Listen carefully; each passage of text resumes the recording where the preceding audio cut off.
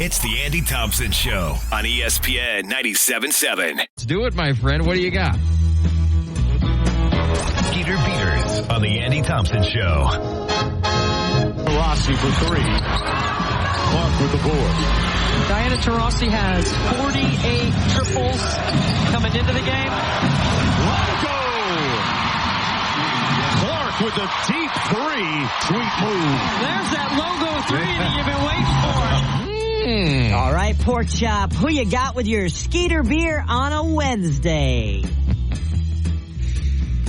Okay, we got the Indiana Fever, Larry, minus 4.5 at the Dallas.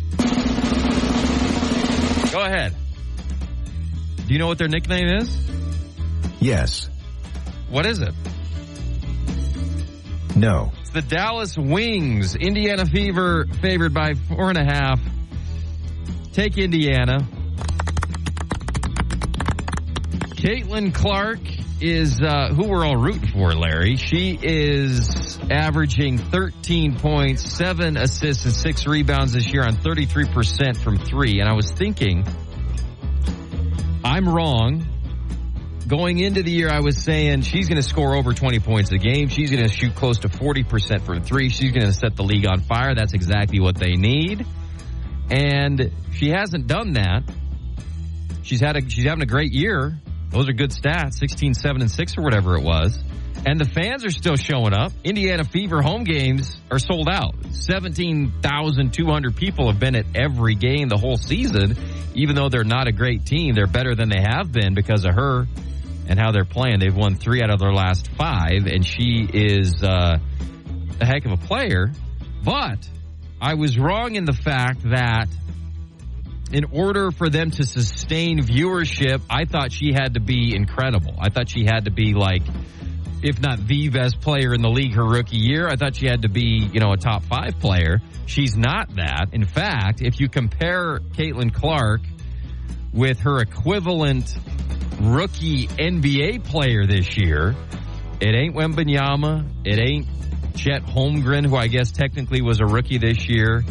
It was Scoot Henderson, who was the second pick, played in Portland, and you never heard from him all year because Portland was bad and he was averaging 14 points a game, 5 rebounds, 3 assists, and shooting 33% from three. That is the closest equivalent I could find to Caitlin Clark. Now, Clark's team is doing better than expected relative to Scoot Henderson's team after getting him as a rookie, meaning she's helped her team more in her rookie season than Scoot did. But statistically wise, he was the closest, and he had a very average, underwhelming rookie season.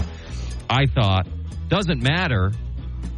People are still going to the games, and people are still watching the games. This is from the Sports Business Journal. The WNBA's next national media rights package will see the league receive roughly $2.2 billion, Larry, over the next 11 years, an average of $200 million a year, with an opening to earn more over that period, according to sources. ESPN, NBC, and Amazon will all have their own WNBA packages in the new deal. The WNBA's current media deals, valued at roughly $50 million annually, are set to expire after the 2025 season, with Disney, ION, CBS, and Amazon as its media partners. Since the new deals leave room for the WNBA to bring in new partners, the league anticipates it will sell 2 other rights packages in addition to the ones it has already made agreements for, and projects to bring in another $60 million annually in total in those additional deals. There is also an agreement between the league and the media partners to revisit the rights deals with good faith talks. After 3 years, they could reprice them to reflect the league's growth. Takes a big man to admit, Larry, when he was wrong. And today I am that big man. Let's go to Katie Rosen for our first hour look at the National News Desk. Katie, take it away. Thanks, guys. This show is do you think I'm going to say awesome? Awful. From the Sport Hole National News Center on Bluff Street, I'm Katie Rosen. Coach Steve Sarkisian has said Texas will need both Quinn Ewers and Arch Manning this season. Ewers to play in the games, and Manning to act as his little bee in practice.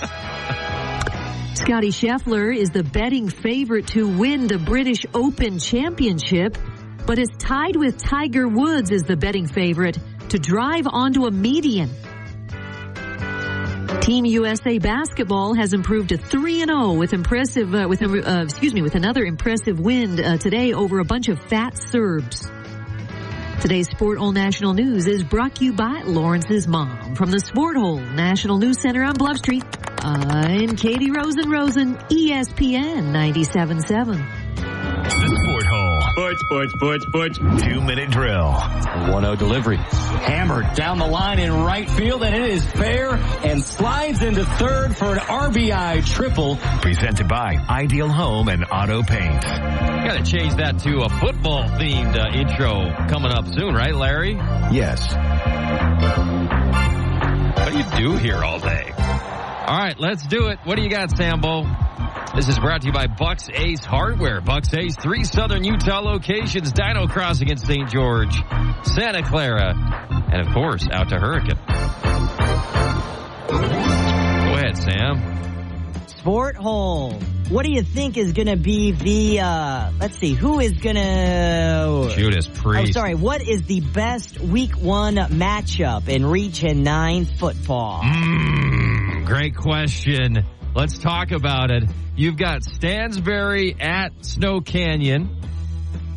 That was a 32-19 game last year. Stansbury got the best of SC in that one. Crimson is at Morgan. Last year, that was a 20-point differential. Crimson beat them 35-15. Mountain Crest is at Hurricane. Mountain Crest beat Hurricane 35-0 last year. Cedar is at Richfield. Richfield beat Cedar 28-7 in a surprising game last year. Springville at Dixie. Springville 34, Dixie 7.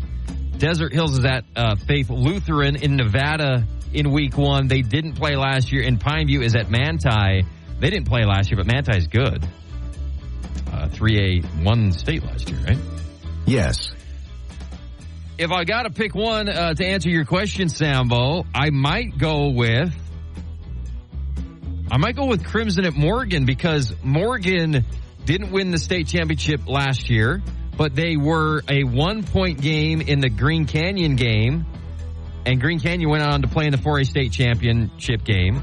They played Skyview to, I think, a 1-possession game, and they actually, at least for the first half or so, were kind of battling with Crimson Cliffs in game 1. Crimson Cliffs is losing 19 starters this upcoming year. New quarterback, new skill position players. They've got Alofipo back, and they've got Christiansen back at key positions on offense. But that defense is going to be completely rebuilt, except for McKay Wright and maybe one other. They're going to be good, and they're anticipated by the coaches in 4A to win 4A again, just because of the respect that people have for the program. But personnel-wise, they're rebuilding this year. And Morgan is the cream of the crop and has won so many state championships you forget. So I think that could actually be a really good matchup. I think Springville at Dixie has been lopsided a little bit over the last few years, but that has always been an awesome game between those two programs. I don't know much about Faith Lutheran. I'm really curious to see how Pineview does against a really good 3A school in Manti. And then Stansbury is usually good. They've been a little bit down over the last couple years. They bounced back a little bit last year. I think that's going to be a good game, a 1-possession game at Warrior Field. Stansbury at SC. And then, 2 new coaches breaking it in Hurricane hosting Mountain Crest, and Cedar will be at Richfield. But if I had to choose one, Larry, man, now I'm thinking about that Stansbury SC game. I'd still probably go with the young Crimson team, defending champs, going against the elite 3A program in Morgan with the slide edge. You could probably talk me out of that, though, right? Yes. All right. Thank you, Larry. Cannot wait. Month away, we'll be doing Region 9 game day. We'll be having all the coaches and players in. We'll be having tons of coverage and stuff like that of Hell Week and videos and social media and stuff. Nothing like football season in southern Utah. All right. Thank you, Lawrence. Op-ed or op-meh? Good night and good luck. Op-ed or op-meh is brought to you by our good friends at Indy RV, baby. Cox Brothers will help making you find your dream RV a breeze at IndyRVsales.com. Get a pre-trip inspection for just $99, Lawrence. If you're looking to take your family out of the sweltering heat of southern Utah, go up north or go somewhere, go to Yellowstone, need a pre-trip inspection, you want it done right, and you want it done for $99, IndyRVsales.com. Sport Hole, op-ed or op-meh? Gordon Monson's opinion piece in the Salt Lake Tribune today about BYU football. Well, the title of it is BYU football could rule the world if these two powers joined forces. And I believe, Sambo, you got some of that? Larry? Yes. All right, go ahead, Sambo. With Kevin Young at the controls of BYU basketball and the money of Smith adding to the NIL pot and the NBA influence of Ainge all in the mix, how in the world can BYU football keep up with that? It can't. Well, it could if the football equals of Young, Smith, and Ainge came to the rescue. Let's see. Who could that possibly be? There's really only one football name. A single name that blows the basketball trifecta clean out of the water by its lonesome. And you know who it is. Big Red. That's right. Andy Reid is the best football coach on the planet. And he happened long ago to play and coach at you know where. He loves BYU. It's not only his alma mater, the place where he learned at the feet of the master, Lavelle Edwards, but it's the school owned and operated by his church. A man's religion can connect him to a place in a way that can be inexplicable to anyone on the outside. It would take more than faith to pry a man of Reid's repute and ability away from the world champion Kansas City Chiefs, a team that sits perennially, as it turns out, at football's highest elevation. Oh. Holy cow, Sambo. It's an op-meh, obviously, but I believe that Gordon Monson is being somewhat facetious. I mean, the trope about Andy Reid going to BYU is like, that's been mocked for 20 years. In fact, we mock it when we do our Cougar Board segment. So I think he's being facetious.